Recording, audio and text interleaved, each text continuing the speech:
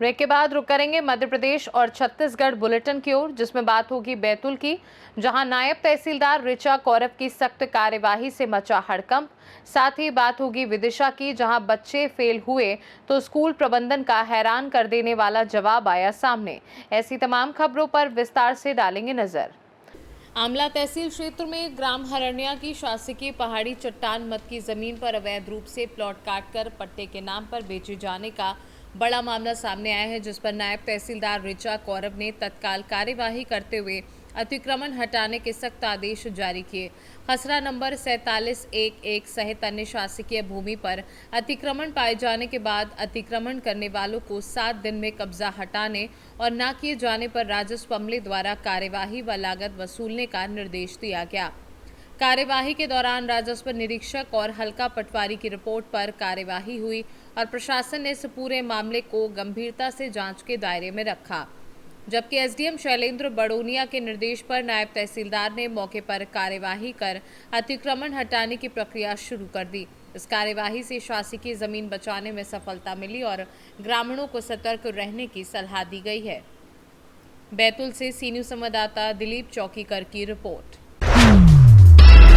खरगोन में अनुविभागीय अधिकारी की अध्यक्षता में जिले के सभी पेट्रोल पंप संचालकों की बैठक स्वामी विवेकानंद सभागृह में आयोजित हुई, जिसमें पुलिस सहायक और कनिष्ठ आपूर्ति अधिकारी सहित संबंधित अधिकारी मौजूद रहे।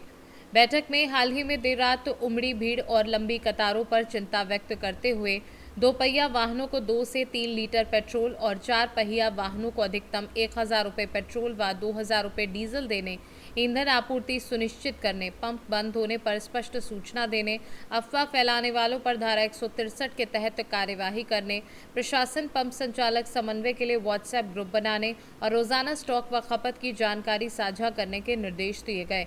साथ ही पंप संचालकों को कम से कम 2000 लीटर पेट्रोल और 3000 लीटर डीजल रिजर्व स्टॉक के रूप में सुरक्षित रखने और इसका उपयोग केवल प्रशासनिक अनुमति से करने की हिदायत दी गई।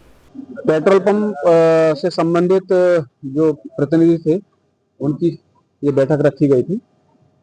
2-3 दिन से एक पैनिक क्रिएट हो रहा है डीजल पेट्रोल के संबंध में, जबकि ऐसा कुछ नहीं है।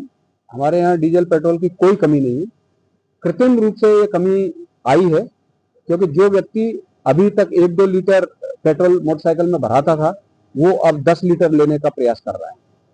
इसलिए ये पैनिक क्रिएट हुआ है। इसके संबंध में हमने ये बैठक रखी है और कुछ निर्णय लिए हैं, उन पे अमल कराएंगे। खरगोन से सी न्यूज़ संवाददाता नीलेश महाजन की रिपोर्ट। माधव नगर थाना क्षेत्र में असली सोने का लालच देकर नकली सोना देने वाले पति पत्नी को पुलिस ने गिरफ्तार कर 5 लाख रुपए नकद और नकली सोना जब्त किया। अलीराजपुर निवासी इस जोड़े ने हाल ही में एक महिला के साथ 5 लाख रुपए की ठगी करने की वारदात कबूल की। पुलिस ने सीसीटीवी फुटेज और अन्य जानकारी के आधार पर उन्हें पकड़कर कोर्ट में पेश किया। वहीं माधव नगर सीएसपी दीपिका शिंदे ने बताया कि दोनों से अन्य वारदातों के बारे में भी पूछताछ की जा रही है। उज्जैन माधवनगर थाना क्षेत्र में रहने वाली एक फरियादिया के साथ यह बताकर कि हम उसे पैसे की ज़रूरत थी, तो उनको ये बोला गया कि हम आपको सोना देंगे, उसके बदले आप हमें 5 लाख रुपए दे दीजिए और हमारे पास यह सोना ज़्यादा मात्रा में है, लेकिन चूंकि हमको ज़रूरतमंद लोगों को बेचना है इसलिए हम ये सोना आपको दे रहे हैं। जिस पर उन्होंने विश्वास किया और उन्हें 5 लाख रुपए कैश दे दिए। उनके द्वारा जो सोना दिया गया था वो सोना पूरी तरह से नकली था। उनके साथ इस तरह से ठगी की गई थी, जिस पर माधवनगर पुलिस द्वारा 2 आरोपियों को गिरफ्तार किया गया है, जो दोनों पति पत्नी हैं। आरोपी इसमें कालू भाभोर, जो कि झाबा के रहने वाले हैं, और उनके साथ उनकी पत्नी है। दोनों को ही पुलिस ने गिरफ्तार किया है और दोनों से 100% जो 5 लाख रुपए की ठगी हुई थी वह जब्त किए गए हैं। अभी इनकी गिरफ्तारी हुई है। गिरफ्तारी के बाद इनसे पूछताछ की जा रही है। अभी तक की जानकारी में और कोई घटना नहीं आई है, लेकिन पूछताछ जारी है। उज्जैन से सी न्यूज़ संवाददाता सुरेश जाटवा की रिपोर्ट। यातायात पुलिस ने ब्लैक स्पॉट पर सड़क दुर्घटना में घायल व्यक्ति की मदद के लिए सीपीआर, फर्स्ट एड और सुरक्षित अस्पताल पहुंचाने का प्रशिक्षण कार्यक्रम आयोजित किया। शहर में बढ़ती दुर्घटनाओं को रोकने के लिए ब्लैक स्पॉट की पहचान की जा रही है और मंगलवार शाम देवास रोड स्थित सैफी पेट्रोल पंप चौराहे पर डेमो के माध्यम से राहवीर योजना, कैशलेस योजना और सोलेशियस फंड के बारे में जानकारी दी गई, जबकि IG Rakesh Gupta, DIG Navneet Bhasin, SP Pradeep Sharma और एएसपी आलोक शर्मा भी कार्यक्रम में मौजूद रहे। आज जीवन रक्षा के लिए फर्स्ट एड का एक डेमो यहाँ दिया गया है। ये डेमो माननीय मुख्यमंत्री जी के निर्देश हैं कि उज्जैन जिले से हम इस अभिनव प्रयोग को कर रहे हैं। मुख्यमंत्री जी के द्वारा ये बताया गया था कि जो हमारे ब्लैक स्पॉट हैं उसके आसपास के रहवासियों को, उसके ग्रामवासियों को, दुकानदारों को, सभी को हम ट्रेन करें इस बात के लिए कि जो घायल व्यक्ति है उसे हम कैसे बहुत जल्दी अस्पताल की ओर रवाना कर सके और रवाना करने का तरीका भी कैसा हो ताकि जीवन रक्षा किया जा सके। उसी के तारतम्य में आज ये पहल हुई और हम अपने ब्लैक स्पॉट जो हमारे उज्जैन जिले के ब्लैक स्पॉट्स हैं उसमें ये ट्रेनिंग आज हमने यहाँ शुरू की है नागजरी से।